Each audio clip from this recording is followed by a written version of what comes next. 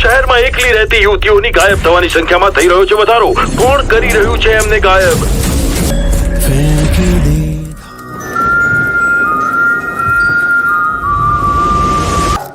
Okay, તમારું સ્વાગત છે. સૌથી પહેલા તો મને તમારી ફિલ્મના પાત્રો વિશે જાણવું છે બધા પાસેથી. વંદનાબેન સર, પહેલા સમય કે આ ફિલ્મમાં આપનું પાત્ર શું કહેવા માંગે છે, શું છે? એક્સ આર્મી મેન છે, એની લાઈફમાં કંઈક એવી ઘટના બની છે જેના કારણે એ લોકોની વચ્ચે એક ટેરર ઊભો કરી રહ્યો છે. ફિલ્મની બિગિનિંગથી લઈને ફિલ્મના ક્લાઇમેક્સ સુધીની ઘટનામાં આ વ્યક્તિ અનપ્રેડિક્ટેબલ છે. એનો જીવનનો મંત્ર જે છે, life has two B unpredictable. વિદ્યા રાણી, વિદ્યા અને વિક્રમ એક સિટીમાં કોઈક જગાએ નવા રહેવાસી તરીકે રહેવા જાય છે અને પછી એ કોલોનીમાં થતી ઘટનાની આ ફિલ્મ છે. આજુબાજુના લોકો સાથે શું થયું, યંગસ્ટર્સ સાથે શું થયું અને આ બે મિત્રોએ શું કર્યું એના કોયડા ઉકેલવાની આ ફિલ્મ છે. કે ચૂપ એ પોતે થયા છે કે કોઈકને ચૂપ કરાવવા માંગે છે. નાઈસ. તમારું પાત્ર શું છે? મારો ફિલ્મમાં પાત્રનું નામ છે રાજવી. રાજવી is very modern girl, confident છે, એની નોવેલ્સ વાંચવાનો બહુ શોખ છે. તો પેલા ડિટેક્ટિવનેસ છે. જેમ સરે કીધું કે મૂવીમાં કોયડા ઉકેલવામાં આવે છે, તો રાજવી એવું કંઈક જોઈએ છે, એની આજુબાજુ એવું કંઈક બને છે અને જ્યારે એ પોતાનો પોઈન્ટ પ્રૂવ કરવા માંગે છે બીજા સામે, લોકો એનો વિશ્વાસ નથી અને કેમ નથી કરતા એ તો ફિલ્મમાં છે, પણ એને પોતાને સાબિત કરવી છે અને એમાં જ આ બધી ગડમથલ થાય છે. ચૂપ કરીએ છીએ કે કરાવવામાં આવે છે એટલા માટે જોવી પડશે. યસ મેમ, તમારા માટે કે તમે અને નિતિન સર આમાં પતિ પત્નીનું તમારું કેરેક્ટર છે, તો તમારો એમની સાથે કામ કરવાનો આમાં સેટ પર અનુભવ કેવો રહ્યો બંને ઘણી વખત એવી તકો આવે કે નિતિન કુમારની ફિલ્મ છે, રોલ કરવાનો છે. 23 વર્ષ પહેલા તારો મલક મારે જોવું છે. ગોવિંદભાઈ પટેલની એક ફિલ્મ હતી જેમાં અમે સ્ક્રીન શેર કરેલું અને એ પછી કોઈ એવી ઘટના બની જ નહીં અથવા તો નિયતિએ નક્કી કર્યું જ નહોતું. અને જ્યારે નિયતિએ નક્કી કર્યું ત્યારે એક અદ્ભુત પ્રકારનો કેરેક્ટર મને મળ્યો અને નિશિતે અમારા ડિરેક્ટર કુમાર બ્રહ્મભટ્ટ અને રાઇટર ડૉક્ટર ઋષિકેશ ઠક્કર જેને મને પહેલી વખત વાત કરી આ ફિલ્મ વિશે. એટલે વાત હજુ શરૂ થઈ ગઈ એમ જ કહ્યું કે આ વ્યક્તિને ધ્યાનમાં રાખીને કંઈક આવી વાર્તા લખાઈ રહી છે અને એમાં અપોઝિટ તમને વિચારવું જોઈએ ના પડે. લાગત તમારે કાંઈ જ પૂછવું નથી.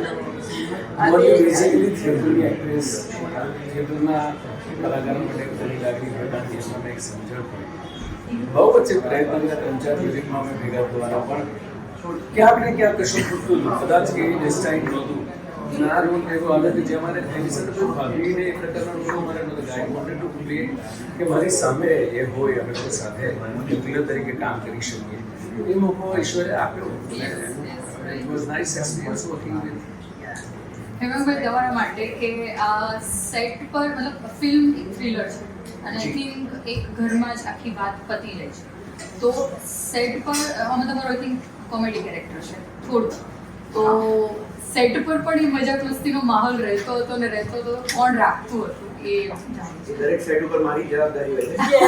પણ બહુ મોટી વાત કરું હેમાંગ વિશેથી કે હાસ્ય સાથે એક ટેગ તમારી પર લાગે એ માત્ર એક કોમેડિયન બને છે. હું આને ક્યારેય કોમેડિયન માનતો જ નથી. Is a fantastic actor. તમે જુઓ હમણાં સુધી એણે કરેલા દરેક રોલની અંદર લોકોના ચહેરા પર એણે સ્મિત લઈ આવ્યો છે, પણ ક્યાંય ડાઘલાગીરી નથી કરી. જે બહુ ઇઝી છે સિનેમામાં કે રંગડો બની જાઓ, રંગલી બની જાઓ, આ બહુ ઇઝી છે. પણ કેરેક્ટરમાં રહીને પોતાની મર્યાદાની સાથે એ લાઈફ ભરવી એ બહુ ઓછા કલાકારોમાં છે ને એટલે જ મારો બહુ ફેવરેટ છે. આ ફિલ્મ સર સાથે મારી બહુ જ ઈચ્છા હતી. જ્યારથી હું ઇન્ડસ્ટ્રીમાં આવ્યો ત્યારથી મને એવી ઈચ્છા હતી કે સર સાથે હું ક્યારેક કામ કરીશ. અમારે વચ્ચે જ્યારે મેં ફિલ્મ નથી કરી ત્યારે પણ અમારે 2-3 વાર ફોન ઉપર વાત થઈ છે. એક વખત તેમણે મને ફોન કર્યો કે આપણે સાથે ફિલ્મ કરીએ છીએ અને પછી સમહાઉ એક વર્ક ના થયું, મે બી ડેટ્સના લીધે સેમ પ્રોબ્લેમ થયું હતું અને પછી ફાઇનલી આ ફિલ્મ અમે સાથે કરી ત્યારે I was the happiest person on the sir. મને જે મજા પડી એમની સાથે, શીખવા તો ઓફકોર્સ ઘણું મળ્યું છે એમની સાથે એમનું જે વિટીનેસ છે, એમની પાસે જે ગુજરાતી ભાષાને લઈને, ઇંગ્લિશને લઈને જે એમની વોકેબ્યુલરી છે, એમનો શબ્દ ભંડોળ આ છે. એટલે એ બધું થોડું એમનામાંથી હું કલેક્ટ કરતો રહું છું, જેટલું મળતું જાય. પેલું કહેવાય ને, પેલું કયું સુદામાની પોટલીમાં. મોતી વેરાણા ચોકમાં ને અમે વીણ્યા. એક્ઝેક્ટલી. યસ પૂજા, તમારા માટે કે ઘણું બધું એવું હશે જે તમે આ દરમિયાન શીખ્યા હશે. તમે ઘણી બધી ફિલ્મ પણ કરી છે, તો એવું શું રહ્યું આ ફિલ્મમાં જે ચેલેન્જિંગ લાગ્યું કે કોઈ પોઈન્ટ ઉપર? આમાં આ પ્લેટફોર્મ માટે હું મોટું લાઈક મારો ડ્રીમ હતો કે આવું કંઈ મૂવી કરીશું. અને જ્યારે મેં સ્ક્રિપ્ટ વાંચી, જ્યારે રાજવી સીના, મને નથી સમજ પડતી હવે મને કેમ ઓફ કેમેરા મારા એક્ટિંગ સારી હતી હતી, કેમેરાની સામે હું લોસ્ટ થઈ જતી હતી. લાઈક હવે હું શું કરીશ? જ્યારે હું સર પાસે જતી હતી, સર મને એમની રૂમમાં બેસાડ્યા, સર હું કેવી રીતે કરું? સર પેલા આવી જશે. હિના પાસે જતી હતી, હિના હું કેવી રીતે કરીશ? Hina like not friend, like my family, like my sister. એને મને એટલો સારી રીતે સપોર્ટ કર્યો છે, આખી ટીમે મને બહુ સારી રીતે સપોર્ટ કર્યો છે. એવું નથી કહ્યું કે ના પૂજાને નથી આવડતું તો જો આવતું છે. બધાએ મને ધીમે ધીમે બેસાડીને સમજાવ્યું છે. મોટી વાળાએ મને એક શબ્દ શીખવાડતા હતા ગુજરાતીમાં કે નહીં, એને આવી રીતે પ્રોનાઉન્સિએશન કરો અને આવી રીતે બોલો, તું મોઢું ખોલીને બોલાય. એમને મને બહુ સારી રીતે શીખવાડ્યું છે. અને મારા માટે આ બહુ ચેલેન્જિંગ હતું કે લાઈફમાં સ્ટેપ બાય સ્ટેપ તમે જ્યારે આગળ વધો છો, બહુ સ્ટફ હતું. પણ હિતેશ સરે હંમેશા મને આજની ડેટ પર મને ઓડિશન બનાવવું હોય ને તો ઓડિશન બનાવીને હિતેશ સરને સેન્ડ કરું, સર આ બરાબર છે? સર મને એનો રિપ્લાય આપે કે હા પૂજા બરાબર છે, તો એને સેન્ડ કરી શકીએ છીએ. મોટી સ્ટાર બની જાય પછી રોયલ્ટી બધી આપો. મતલબ આ મૂવીથી મને છે ને એક ફેમિલી મળ્યું છે. મારા માટે કોઈ ફ્રેન્ડ્સ નહીં, મારું બધું ફેમિલી છે. અને મને આ મૂવીથી બહુ જ બધું શીખવા મળ્યું છે, બહુ જ બધું. ને હું પોતાને લકી સમજુ છું કે મને આવું કોઈ ફેમિલી મળ્યું છે. સુલતાન છે આપણી મહિનો છે, આવી જ જાય. ધ્વનિ, તમારા માટે કે આ મૂવી પછીથી તમારામાં કલાકાર તરીકે શું ઉમેરાયું એવું તમને લાગે છે? એક તો આ જે કેરેક્ટર હતું, મેં જ્યારે અમારા ડિરેક્ટર નિશિત સરે બતાવ્યું, તો આ એકચ્યુઅલી આ કેરેક્ટર છે ને આખું મારા રિયલ પર્સનાલિટીથી એકદમ અલગ છે. તો મને થોડુંક પહેલાં તો હું બહુ નર્વસ થઈ ગઈ બિકોઝ મારા મોસ્ટલી બધા જે સીન છે સર જોડે છે, હિતેશ સર જોડે છે.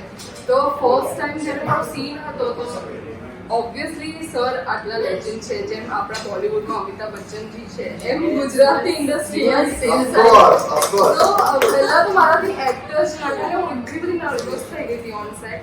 બટ સર એટલું કમ્ફર્ટેબલ ફીલ કરાયું, બધું જ A to Z શીખવાડ્યું કે ના આવી રીતે તું પહેલાં શાંત થઈ જાય, કમ્ફર્ટેબલ થઈ જાય. બહુ જ સપોર્ટ કર્યો છે અને બધાએ જેમ પૂજાએ કીધું કે આખી ફેમિલી મળી છે.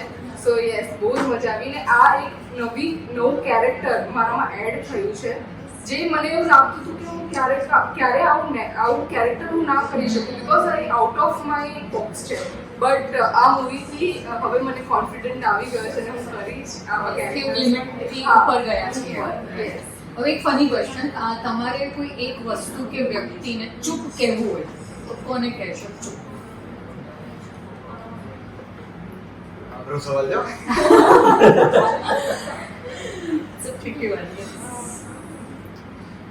જે ટીકા ટિપ્પણી કરે છે બીજાના પર, તમે એમના શૂઝમાં આવીને પૂછો કે એમણે કઈ સિચ્યુએશનમાં એ વસ્તુ કરી હશે. હું એ લોકોને ચૂપ કહેવા માંગીશ કે કશું જાણ્યા મૂક્યા વગર નહીં બોલો કોઈને વિશે. ચૂપ કરી દો. ચૂપ. હા મેમ. મને અંડર એસ્ટિમેટ કરવા વાળા અને વાહ, મારી સાથે જૂઠું બોલવા વાળા ચૂપ. દરેકે દરેક વિરોધીઓને ચૂપ. જે મારા સક્સેસ નથી જોઈ શકતા, જે મારા પીઠ પાછળ બહુ જ ખરાબ બોલે, જે મારા મોઢા પર સારું બતાવે છે કે હા તું મારા માટે આ છે તે છે, એ બધા માટે ચૂપ. બીકોઝ હું પ્રૂફ કરી દઈશ કે હું શું કરી શકું છું. વાહ. અને હું એવા લોકો માટે જે એવું સમજે છે કે ગર્લ્સ કે વુમન કંઈ કરી નથી શકતી લાઈફમાં, એ લોકો માટે. કારણ કે આ મૂવીમાં અમે લોકોએ બી એટલો સારો મેસેજ આપેલો છે ને, તો એ લોકોને મારે ચૂપ કરવું છે કે અમે લોકો બી કરી શકીએ છીએ. ચાલો એના માટે આપણે કહી દીધું. ચૂપ. તમે મોડે ગયો. આ લઈ ગયો. આ બધું આવી જાય. ના છે તારી પાસે બીજું જે ખરાબ કોમ્પિટિશન કરે છે એ લોકોને ચૂપ. ક્યાં વાત. સારી કોમ્પિટિશન કરો, હેલ્ધી કોમ્પિટિશન કરો અને સ્પોર્ટ્સમેન સ્પિરિટ રાખો. Right. તમારા દર્શકો માટે એક મેસેજ થઈ જાય તમારી ફિલ્મ આવી રહી છે તો એમને માટે એક મેસેજ. અમારા સર, બધા તમે. સંપૂર્ણ ચૂપની ટીમ તરફથી હું એમનો લાઉડ સ્પીકર, એમનો સ્પોક્સમેન બનું તો ચૂપ એ ચૂપ કોઈને કરવાની, એટલે તમને ચૂપ કરવા માટેની આ ચૂપ ફિલ્મ નથી, પણ તમારે કોને ચૂપ કરવાના છે એના માટેની ફિલ્મ છે. આ ફિલ્મનો વિષય એવો છે જે દરેક પરિવાર, તમારો હોય કે મારો પરિવાર, આજે અથવા આવતીકાલે ક્યાંક ને ક્યાંક એની સાથે ક્યાંક અસરમાં આવવાના છે. એ પ્રકારના રાવણની સામેની વાત છે, એ પ્રકારના દાનવની સામે લડવાની વાત છે. અને આ ફિલ્મ જોઈને તમે એટલીસ્ટ એટલા ચોક્કસપણે તમારા પરિવારને તૈયાર કરી શકો કે આવું કંઈ થાય ત્યારે મુદ્દા મોડે સહન કરવાની જરૂર નથી. બહાર આવો, વાત કરો, એમાં શરમાવાનો શું? કોઈ માણસ તમને છેતરી રહ્યું છે, એમાં જીવ શું કામ આપવાનો? આપણે ડિપ્રેશનમાં શું કામ જવાનું? એની સામે ફાઇટ બેક કરો. આ હિંમત તમે ડેફિનેટલી કેળવી શકશો અને એના કારણે તમારે અમારી આ ચૂપ જોવી જ પડે એમ છે. નવો વિષય છે, આજનો વિષય છે, આજના દાનવનો વિષય છે. આજના દાનવની સામે કેવી રીતે લડવું એ શીખવનારો વિષય છે. માટે ડેફિનેટલી તમારા માટે નહીં પણ તમારા પરિવારજનો માટે, જેને તમે અત્યંત પ્રેમ કરો છો, એમના માટે પણ તમે આવીને ચોક્કસ ચૂપ જુઓ. 7મી જૂને તમારી આજુબાજુના થિયેટરમાં આવી રહી છે. ફિલ્મ જુઓ, ગમશે તો તમે તમારા બીજા મિત્રો સુધી એ સંદેશો પહોંચાડજો તો અમારી મહેનત લેખે લાગશે.